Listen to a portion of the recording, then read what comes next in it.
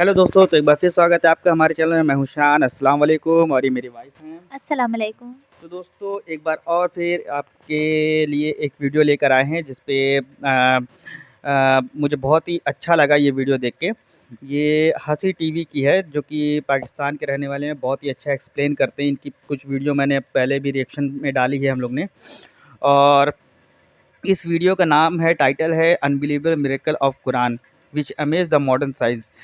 ये और पार्ट 2 है कि ये अनबिलीवेबल मिरेकल कुरान में जो हुआ है, जो कुरान में पहले से लिखा हुआ है, साइंस अब उसे प्रूव करके मान रही है कि ये पहले से ही कुरान में लिखा हुआ है। तो आज उन सब मिरेकल को हम जानेंगे। और ये बहुत ही अच्छा एक्सप्लेन करते हैं। ये हँसी टीवी के हैं। तो आइए चलिए वीडियो स्टार्ट करते हैं। आप ये वीडियो देखी हैं जी? नहीं, ये वीडियो तो नहीं देखा है मैंने, लेकिन चलिए वीडियो देखते हैं और मैं भी आप लोग के साथ देखना पसंद करूँगी।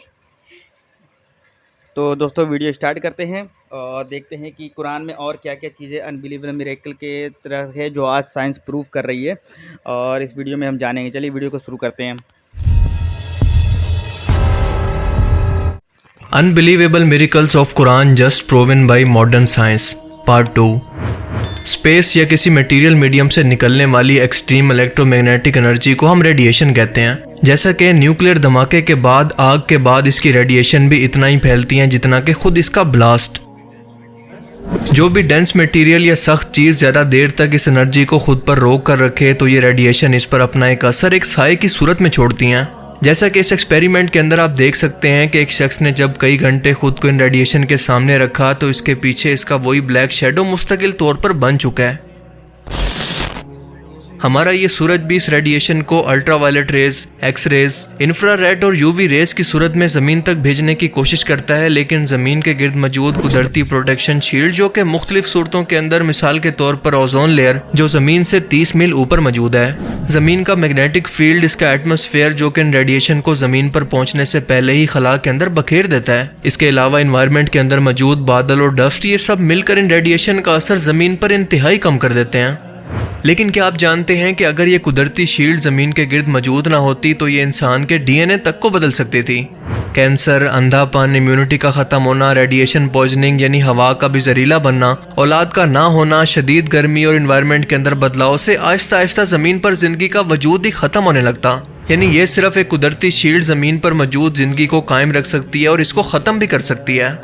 आज से 1450 साल पहले ये बात सहरा के अंदर रहने वाले लोगों को, जिनको साइंस का बेसिक तक इल्म नहीं था, कौन बता सकता है सिवाय ज़मीन के खालिक अल्लाह के। कुरान करीम की इन आयत पर गौर करें कि सूरह अल फुरकान की आयत 45 के अंदर अल्लाह फरमाता है कि क्या तुमने अपने परवरदिगार की कुदरत को नहीं देखा कि वो साए को किस तरह से बढ़ाकर फैला देता है और अगर वो चाहता तो इसको बेहरकत ठहरा देता, फिर सूरज को इसका रहनुमा बना दिया। यानी अल्लाह फरमाता है कि क्या ये लोग इस बात पर गौर नहीं करते कि मैंने सूरज के ज़िम्मे जो काम लगाया है कि वो अपनी रोशनी ज़मीन तक फैले हुए साए तक ही महदूद रखता है। हालांकि अगर वो अल्लाह के हुक्म से चाहे तो इस प्रोटेक्शन को तोड़कर अपनी शदीद तरीन रेडिएशन से ज़मीन पर ज़िंदगी के वजूद को ख़त्म कर सकता है। यानी ये सूरज इस साए को मुस्तकिल भी कर सकता है, जैसा कि इस एक्सपेरिमेंट के अंदर शदीद तरीन रेडिएशन की वजह से ये साया बाकी रह गया। पर वो सूरज अल्लाह के हुक्म पर ऐसा नहीं करता, क्योंकि उस अल्लाह ने ज़मीन व आसमान और इस सूरज को इसी तरह से डिज़ाइन किया है। क्या ये एक्सपेरिमेंट कुरान की इन आयात और अल्लाह के इस इशारा को साबित करने के लिए काफ़ी नहीं है कि क्या तुमने अपने रब की इस कुदरत को नहीं देखा कि उसने कैसे मुस्तकिल तौर पर तुम्हें एक हिफाजती शील्ड के अंदर ऐसे ही ढांप रखा है। इसलिए अल्लाह फरमाता है कि दिन और रात के बदलने में, इस कायनात की बनावट, इसकी तख्लीक और इस निज़ाम के चलने के अंदर भी अल्लाह की निशानियाँ हैं, लेकिन सिर्फ अकल वालों के लिए। कुछ टाइम पहले सोशल मीडिया पर एक वीडियो बहुत ज़्यादा वायरल हुई थी, जिसके अंदर एक शख्स ने पूरा साल लगाकर लगातार चांद की मूवमेंट को कैप्चर किया, ये जानने के लिए कि ये कैसे और किस शेप के अंदर मूव करता है। और इसका रिजल्ट कुछ ऐसा था कि ये ज़मीन से देखने पर हमारे चांद की मूवमेंट से बनने वाली असल तरतीब को एक कर्व लाइन की सूरत में कुछ इस तरह से दिखा रहा था। और अब मैं आपको कुरान पाक की एक ऐसी नाकाबिले यकीन सूरत बयान करने वाला हूँ जो कि यकीनन आपके होश उड़ा देगी कि बिना कैमरा, बिना ऑब्जर्वेशन, बिना किसी इंस्ट्रूमेंट और इल्म के बगैर क्या अल्लाह के सिवा कोई दूसरी हस्ती है जो कि ये इल्म 1400 साल पहले इंसानों को ट्रांसफ़र कर सके। सूरह यासीन वर्स 39, अल्लाह फरमाता है कि चांद की भी हमने मंजिलें या इसके लिए रास्ता मुकर्रर कर दिया है, यहाँ तक कि वो खजूर की पुरानी शाख की तरह हो जाता है। अल्लाह अकबर। आए ज़रा अब आपको खजूर की पुरानी शाख दिखाते हैं। इसके बाद यकीनन किसी वजाहत की ज़रूरत ही नहीं है। सूरह अल बकरा आयत 266 के अंदर अल्लाह पाक ऐसे लोगों की मिसाल बयान करता है जो कि नेक होने के बावजूद भी मुनाफकत और बेईमानी से काम लेते हैं। इनके अमाल अल्लाह ताला कैसे ज़ाया करता है। अल्लाह फरमाता है कि भला तुम में कोई ये चाहता है कि इसके पास खजूरों और अंगूरों का बाग हो जिसके अंदर नहरें बह रही हों और इसमें हर तरह के मेवे मौजूद हों और इसे बुढ़ापा आकर पकड़े और इसके नन्हे मुन्ने बच्चे भी हों, तो अचानक इस बाग पर आग का भरा हुआ बगोला चले और वो जलकर राख का ढेर हो जाए। इस तरह से अल्लाह तुमसे अपनी आयतें खोल खोल कर बयान फरमाता है ताकि तुम सोचो और इसको समझो। ये आग के बगोले आम तौर पर हमें हवा की वजह से बनते हुए दिखते हैं जिनको टोर्नेडो कहते हैं, लेकिन अगर मैं आपसे कहूं कि ये आग के बगोले या फायर टोर्नेडोस इतना रियल हैं कि इसे कई सदियों में एक बार जाकर कहीं पर देखा जा सकता है और साइंस ने इसे बस हाल ही में 20वीं सदी के अंदर डिस्कवर किया, तो क्या आप मेरी बात पर यकीन करेंगे? ये फायर टोर्नेडोज आमतौर पर एक्सट्रीम किस्म की आग के दौरान जंगलात के अंदर ऑब्जर्व किए जाते हैं जो कि रास्ते के अंदर आने वाली हर चीज को इस आग से तबाह कर देते हैं। लेकिन अल्लाह ताला की ज़ात आज से 1400 साल पहले मुनाफिक लोगों के अमाल को इसी तरह से बर्बाद होने की मिसाल इस आग के जरिए दे रहा है, जो कि इस दौर के अंदर देखना तो बिल्कुल नामुमकिन था, क्योंकि आप जानते हैं कि अरब के अंदर आमतौर पर जंगलात तो मौजूद ही नहीं थे और ना ही ऐसी किसी बड़ी कुदरती आग की तबाही का जिक्र तारीख के अंदर हमें कभी मिलता है। लेकिन अल्लाह ताला इस तबाही के लिए हवा के टोर्नेडोस की बजाय आग के टोर्नेडोस का जिक्र करके फरमाता है कि अल्लाह तुम्हें अपनी आयतें खोल खोल कर इसीलिए बताता है ताकि तुम इस पर गौर करो और इसे समझो। क्या अब भी कोई शक की गुंजाइश बाकी है कि ये कलाम, ये अल्फाज उसी रब के हैं जो कि इस कायनात का खालिक है? आप सब ने यकीनन फॉसिल्स का नाम तो जरूर सुना होगा, यानी लाखों करोड़ों साल पहले मौजूद किसी जानदार के ढांचे को पत्थरों और ज़मीन से बाहर निकालना, फिर इन पर कार्बन डेटिंग से ये पता चलाना कि वो किस ज़माने के अंदर कितना पहले मौजूद थे, इनका जिस्म और इनका स्ट्रक्चर कैसा था। जैसा कि आज हमें डायनासोर्स के मुख्तलिफ फॉसिल दुनिया भर के अंदर मिले हैं और इनकी स्टडी करके हमें पता चला कि ये किस टाइम के अंदर और किस किस तरह से अपनी ज़िंदगी गुजारा करते और इनकी मौत कैसे हुई। साइंटिस्ट इस वीडियो के अंदर 4 मिलियन साल पहले मौजूद एक पेंगुइन के फॉसिल को पत्थरों से निकाल रहे हैं, जो कि टाइम के साथ साथ पेरिटाइजेशन प्रोसेस की वजह से, यानी जिस एनवायरनमेंट के अंदर ऑक्सीजन की कमी हो तो वो इस फॉसिल को लोहे की तरह सख्त बना देती है। ये बहुत ही एक्सट्रीम प्रोसेस है जो कि कई मिलियन या फिर करोड़ों साल के अंदर जाकर होता है, जैसा कि इस पेंगुइन के साथ हुआ। अल्लाह की ज़ात के लिए क्योंकि इस टाइम की कोई लिमिट नहीं है, इसीलिए वो कुरान करीम की सूरह अल इसरा के अंदर फरमाता है, जिसका मफहूम है कि ए मोहम्मद, काफिर जब आपके बारे में सरगोशियां करते हैं और कहते हैं कि माज़अल्लाह इस पर जादू हो गया है, तो हम इनकी हर बात को सुन रहे होते हैं। वो कहते हैं कि क्या जब हम मर जाएंगे, हमारी हड्डियां रेजा रेजा हो जाएंगी, तो क्या दोबारा पैदा होकर उठेंगे? ऐसा कैसे हो सकता है? ए मोहम्मद, इनसे कह दो कि हाँ, हम तुम्हें दोबारा जिंदा करेंगे, चाहे तुम्हारी हड्डियां पत्थर या लोहे की ही क्यों ना बन जाएं। अल्लाह अकबर। ये कई करोड़ साल का जियोलॉजिकल प्रोसेस है, लेकिन आखिर किसने टाइम के अंदर आगे या पीछे जाकर इसको देखा होगा? कौन है जो कि इन जानवरों के बीच रहकर इनकी मौत और इनके फॉसिल्स को इस तरह से ऑब्जर्व करके दुनिया को बता रहा होगा, क्योंकि एक आम इंसान की उम्र तो सिर्फ 65 से 70 के बीच ही होती है।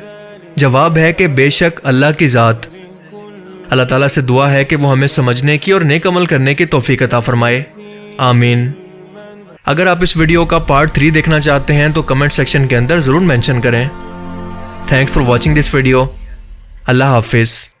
Get fire whirls that develop in an instant. Pockets of extreme temperature causing the air to accelerate upward, right? Air rushing in toward the ground to fill the void. Rotation tightens and produces a column of swirling fire.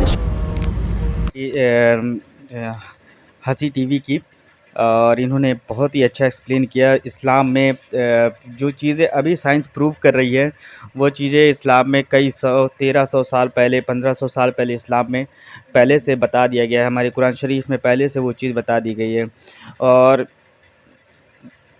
लोग इस पे यकीन भी कर रहे हैं। आप ना माने या माने, लेकिन आपको ये चीज़ मैं बता दूं कि बाहर के लोगों, जैसे कि न्यूज़ीलैंड का और अमेरिका में, यूके में, यहाँ पे लोग इन चीज़ों पर रिसर्च करके और वो इस्लाम में कन्वर्ट हो रहे हैं। तो ज़्यादातर इसमें डॉक्टर और साइंटिस्ट हैं जो रिसर्च कर रहे हैं। ज़्यादातर इसमें डॉक्टर और साइंटिस्ट हैं जो कि तहकीक करके और इस्लाम कबूल कर रहे हैं। तो भाई ने भी बहुत ही अच्छा इस वीडियो में एक्सप्लेन किया है और इसका पार्ट 3 भी आने वाला है। इंशाल्लाह जब इसका पार्ट 3 आएगा तो हम पार्ट 3 ज़रूर इसका रिएक्शन करेंगे, पार्ट 3 ज़रूर अपलोड करेंगे। क्योंकि इनकी वीडियो मुझे बहुत अच्छी लगती है। और ये है कुरान के मिरेकल, और अभी बहुत सारे ऐसे मिरेकल हैं कुरान के जो कि प्रूव हो चुके हैं, और इंशाअल्लाह उन सारे मिरेकल को मैं देखूँगा, और फिर उसमें से जो टॉपिक चूज़ करके मैं इंशाअल्लाह अपलोड ज़रूर करूँगा उसको। और जैसे कि पिछले वीडियो में हम लोगों ने आपसे बताया था कि हम लोग एक सीरीज़ शुरू करने वाले हैं कुरान शरीफ का उर्दू ट्रांसलेशन का।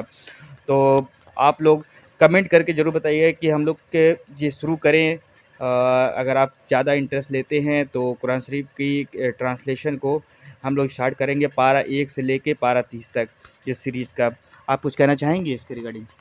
हाँ, क्योंकि उर्दू ट्रांसलेशन मतलब ये था कि हम लोग अब उसी सीरीज़ को स्टार्ट करें, तो बीच-बीच में ये वीडियो भी हम लोग अपलोड करते रहेंगे, हाँ। दीन और हदीस से जो रिलेटेड होंगे। और ये वीडियो आप सबको कैसी लगी ज़रूर बताइएगा।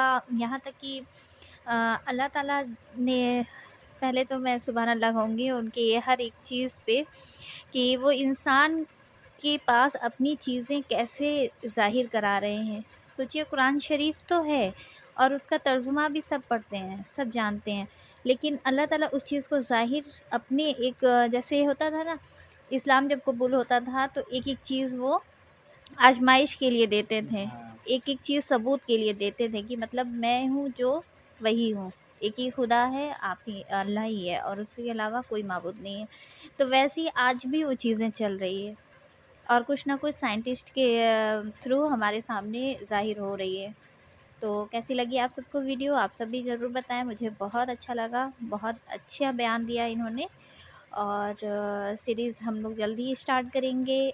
इस बारे में भी अगर आपको कुछ कहना चाहते हैं तो कमेंट में ज़रूर बताएँ।